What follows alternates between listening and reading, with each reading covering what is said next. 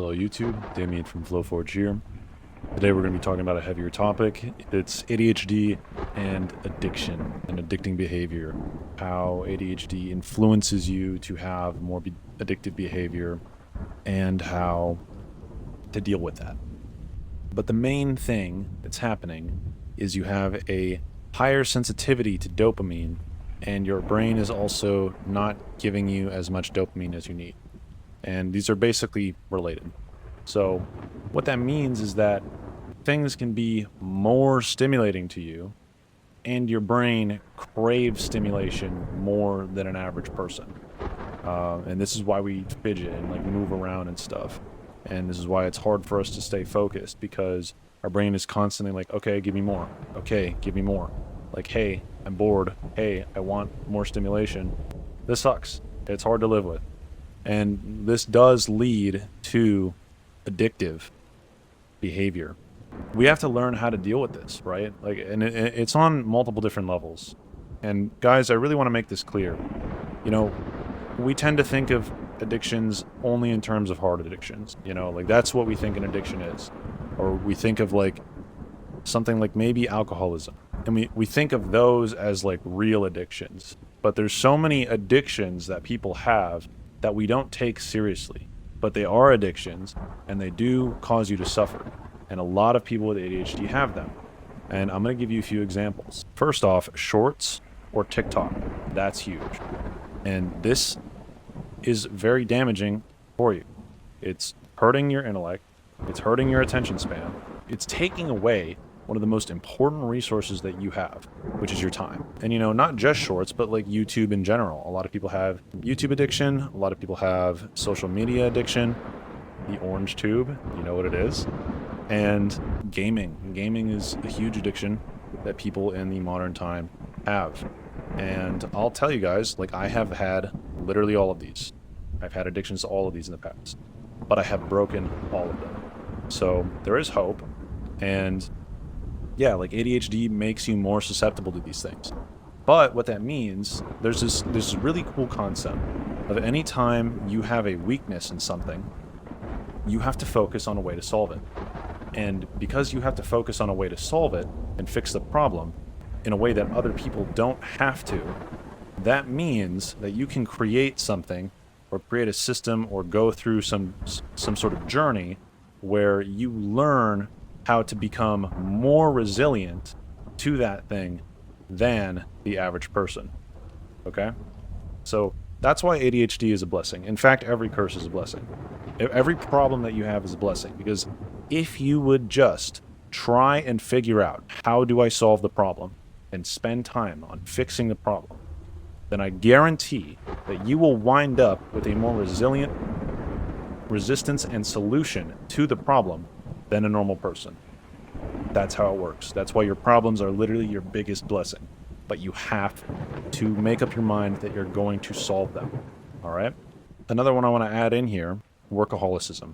I've actually had workaholicism, and I know that sounds silly. Like we think that, like we just say like people who work a lot are workaholics. That's not what it is. It is very dangerous and serious, and it has very negative consequences, just like all of these, just like this. My family suffered because of this. I suffered because of this. Doesn't feel nice being addicted to work, and like you try to stop working and it doesn't feel good, which is why we have to make sure that we have a healthy relationship with our work, which thankfully I've broken that now too. I'm no longer a workaholic. I'm all about having a fulfilling relationship with work. But these are all some addictions that we have. So how do you deal with this? How do you stop having an addiction? How do you quit an addiction? Here's some hope for you. It seems to me, like personally, that ADHD kind of loses interest in things faster.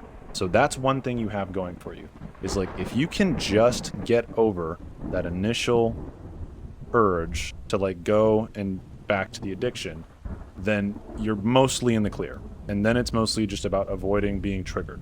And so this is where a lot of people can get to. They go here and then they get to this point and then they'll probably relapse. And then they'll go back and they'll probably relapse. Is like they'll just keep doing this loop of getting over it, and then they're good for like a month or 2 months or 3 months, and then they relapse. right? And so this is a problem. We can't have this. If you have this, if you have all these things going on, that's not good. So what actually stops an addiction? What really stops an addiction is, there's stories of people.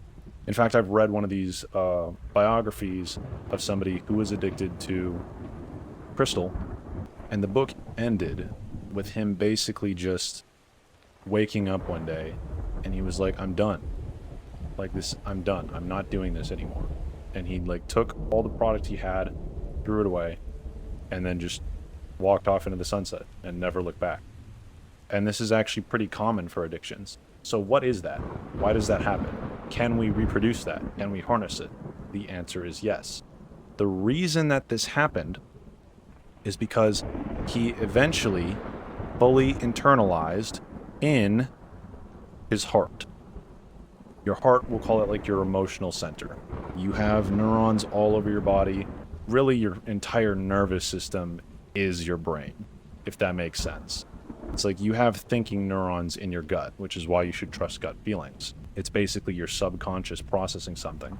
So trust your gut.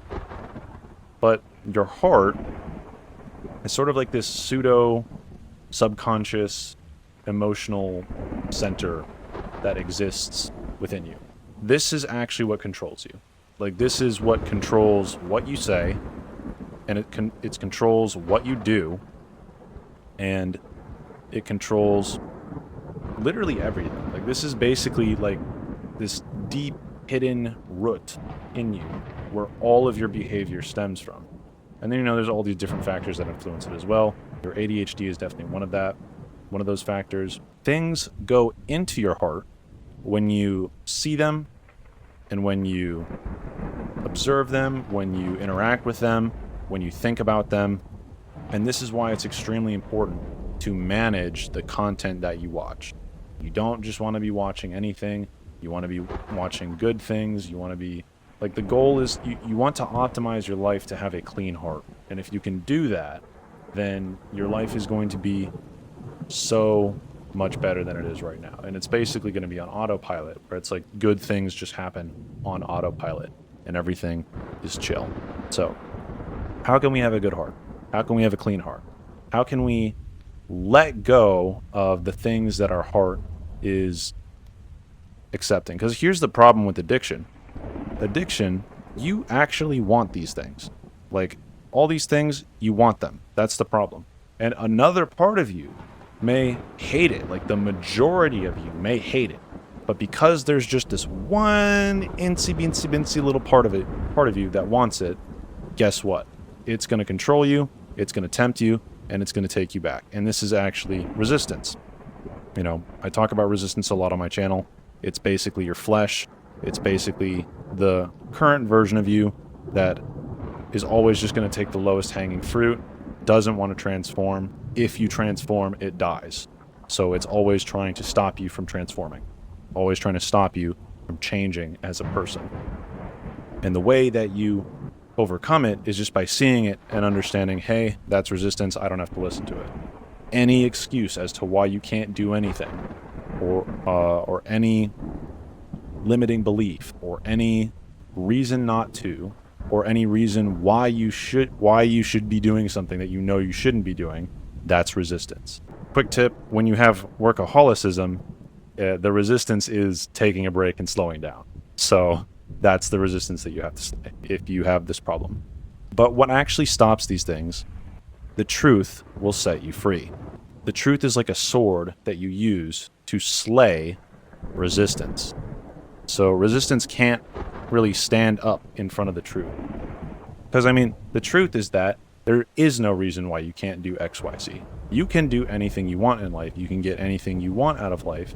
You may come up with all these excuses, but the fact of the matter is, if you want it and you are willing to solve the problems to get to it, you can have it. Period. You can literally have anything you want. What we have to do is we have to get the truth as it relates to your specific addiction into your heart. And we have to get the truth to basically push out and slay and clean out your heart. How do we achieve this? How do we make it so that the truth gets into our heart? You have to basically observe it, play with it in your mind, and you have to keep basically like hitting the gym, where it's like you're exploring the truth from different angles, from different points, and you need to get to the point where it enters into your heart and you kind of start to become a little obsessed with it. Is the goal. That's basically what you do, is you start to research, don't just like let it consume you, the addiction. Like start to research, okay, why is this addiction bad? What am I actually losing? Think about it, meditate on it. And then, am I really okay with this? No. Because the problem with just having like these two parts of you where it's like one of you doesn't really like it and the other one does, it's like you're not actually facing this thing where it's like it likes the addiction. And you need to basically have a conversation with it where it's like, no, but really, you don't want this. Like, really, you don't want this.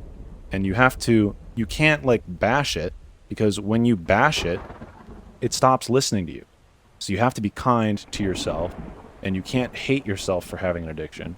You just have to keep having this conversation with yourself like, hey, remember that this isn't good? Hey, let's make a small step today. You cannot really have a healthy relationship with something you've been addicted to. You can, obviously, like I have to work, and I've been a workaholic, so I've had to figure this out.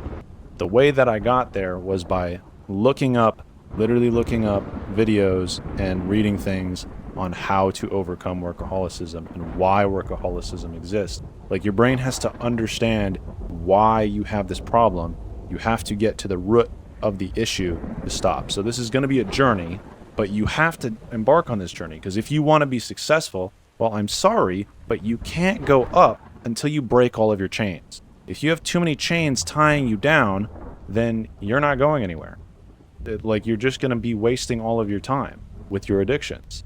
That's the answer, is to study the addiction and then to think and meditate on the addiction. I know for an addiction I had, what I did is I wrote down every single thing, every single reason why this was not good and why I don't want to be doing it. And then what I do is I just keep it on my desk. And then it's like, when I felt compelled to engage with the addiction, I'd just look at the piece of paper right before. And I'd tell myself, like, I can still do whatever I want, but I'm going to look at this piece of paper. And sometimes just looking at that piece of paper was enough to be like, no, I'm not doing this. So that's really what you do. And I have a free resource that is really, really helpful for breaking all addictions, but specifically this one. So if you have any addiction, it's a good read to do. But if you have this one, Orange Tube, specifically, this book, like just reading it, will literally break the addiction.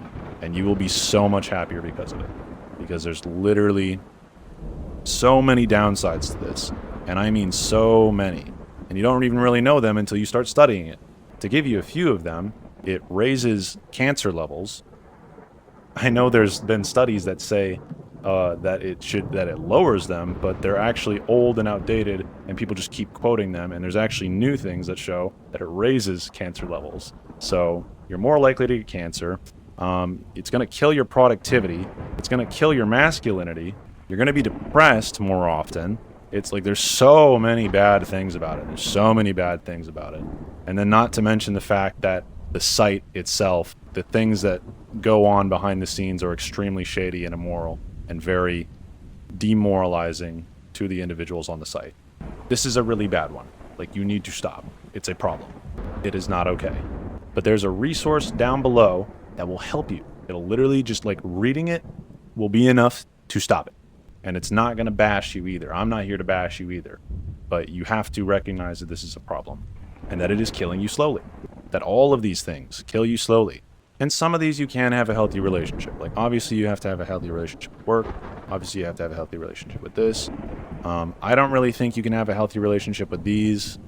And I don't think, unless you use intentional software, which I will be making a video of eventually. This one, social media, I would say you can have a healthy relationship with social media.